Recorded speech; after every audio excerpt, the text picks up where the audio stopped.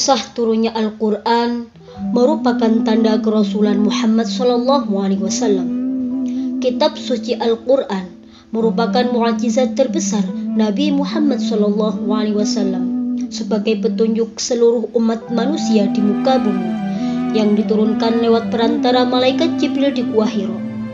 Setelah itu, Al-Quran turun secara berangsur-angsur selama kurang lebih 23 tahun. Al-Quran turun di dua tempat, yaitu Makkah dan Madaniyah, yang kemudian ayat Al-Qur'annya disebut surat Makkiyah dan Madaniyah.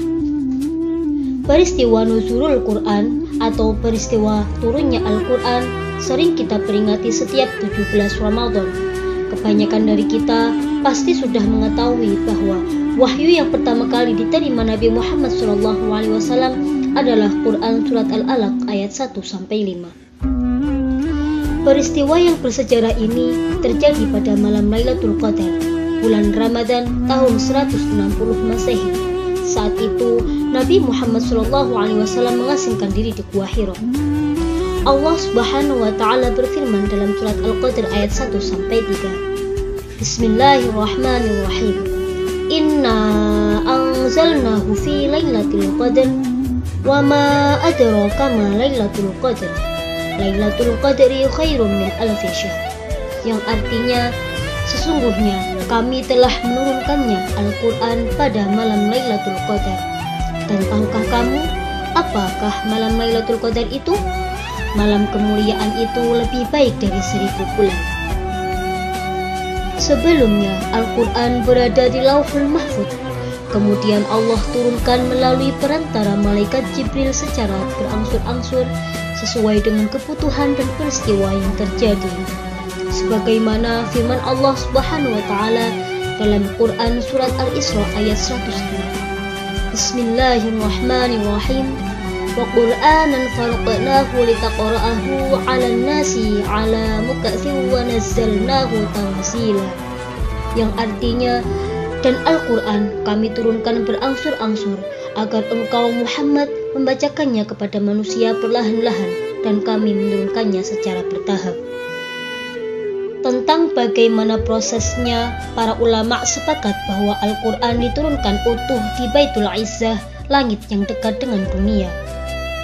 Ibnu Katsir mengatakan, disebutkan adanya ijma' bahwa Al-Quran turun secara utuh dari Lauhul Mahfuz ke Baitul Izzah di langit dunia.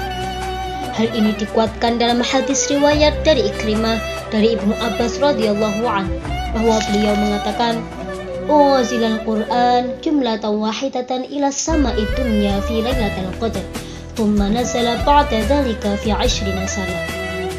Al-Quran turun secara utuh ke langit dunia pada saat Lailatul Qadar. Kemudian setelah itu turun 20 tahun. Menjelang turunnya Al-Quran, Nabi Muhammad SAW menyepi di Gua Hiro. Pada saat itu usia beliau mendekati 40 tahun. Beliau telah banyak merenungi keadaan kaumnya dan menyadari begitu banyak kaumnya yang tidak sejalan dengan kebenaran. Maka dari itu Nabi pun mulai sering uzlah, mengasingkan diri di Gua Hiro. Selama bulan Ramadan, beliau tinggal di Gua Hiro tersebut dan menghabiskan waktunya untuk beribadah di sana dan merenungi kekuasaan Allah di alam semesta yang begitu sempurna. Selama menyepi di Gua Hiro yang cukup lama, beliau semakin menyadari keadaan kaumnya yang masih terbelenggu oleh keyakinan syirik dan belum menemukan jalan keluar. Ketika usia beliau genap 40 tahun, tanda-tanda kenabian semakin tampak. Di antaranya ada sebuah batu di Mekah yang mengucapkan salam kepadanya. Beliau kemudian bersabda, "Inni la a'rifu hajaran bi Makkah kana yusallimu alayya qabla an ub'athu inni la a'rifuhu al-an." Sesungguhnya aku mengetahui ada sebuah batu di Makkah yang memberi salam kepadaku sebelum aku diangkat menjadi nabi, dan aku tahu sampai sekarang. Hadis riwayat Muslim. Malaikat Jibril pun datang. Bulan Ramadan, Allah Subhanahu wa Ta'ala menurunkan wahyu pertama kepada Rasulullah dan diangkatnya menjadi nabi melalui malaikat Jibril. Santri Emi Bypass yang dirahmati Allah, demikianlah kisah turunnya Al-Quran yang merupakan awal dari kerasulan Nabi Muhammad SAW.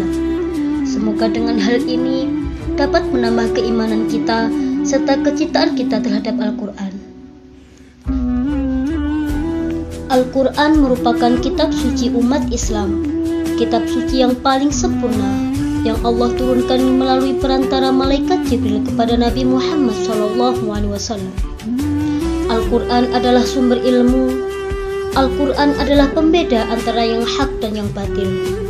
Al-Quran adalah sumber hukum Islam, sumber hukum syariat, pedoman hidup manusia dalam menjalankan kehidupan sehari-hari, agar manusia selamat di dunia dan juga di akhirat. Al-Quran juga sebagai jalan penerang. Semoga kita selalu istiqomah membacanya dan mengamalkan dalam kehidupan sehari-hari.